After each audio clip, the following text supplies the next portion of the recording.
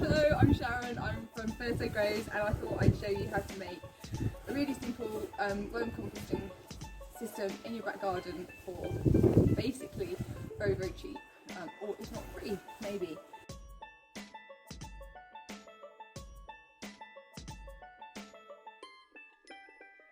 So you just need some really basic ingredients. Use SLAB. This forms the base of your composting system, and it's really important because it will stop rodents coming up from underneath into it. You've got some tyres. You need some stones, which different sizes, big to small. You'll see, so we've got some different stones. And then it's just a case of having waste from your life. So it's this system it's gonna be a food waste system. So wormery is what we're building. So we've got loads of cardboard waste, which is our carbon, which we balance out with the food waste from the kitchen.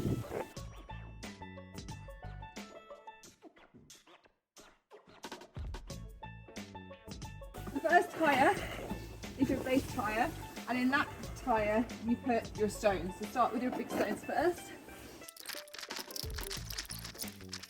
That's basically your bottom layer, and what that does is it creates drainage for your worms. And just a little note, if you scroll up and have a wee look at where we are in Alison's garden, we've picked a really nice shady spot, because what you really, really don't want is in the hot summer sun for your worms to get cooked alive in black plastic.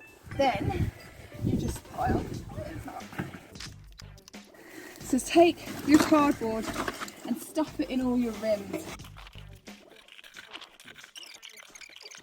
Every time you put a bucket of food in, put a bucket or slightly more of brown stuff in.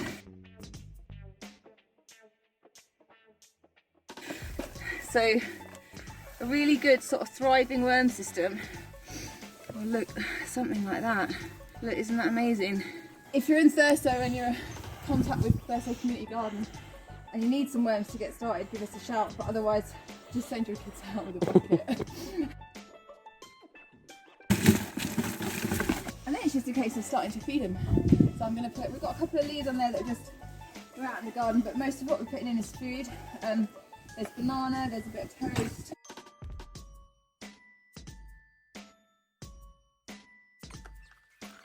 I need a lid of some description, so we've just got a slate. And what will happen in my experience, and I've actually got 3 of these in my garden, but just a small sort of system, just 1 or 2 of you can start like this, is that you'll add food, you'll add your carbon, at least 50% carbon, and it'll rot down at some point. Your bin's really full, so you'll cap it, and you'll basically take that top tyre off, pop it to the side with your most freshest ingredients, and as you dig down, you'll find the most amazing compost further down that you get. So you can deconstruct it to a point when you've got your good compost. You might have that much good compost. Take that out to feed your plants, and it's like one of the best foods, like money can't buy what they've made for you. And then you put the other stuff back in again, and you probably maybe do this early springtime. Put the other stuff back in again, and just keep the system going. I put my cooked food in.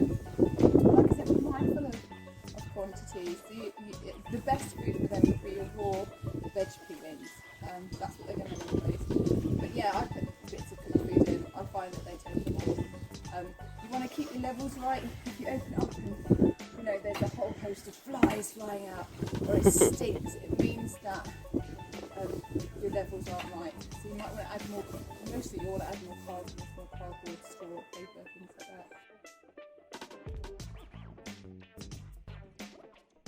Let us know how you get on. Thank you.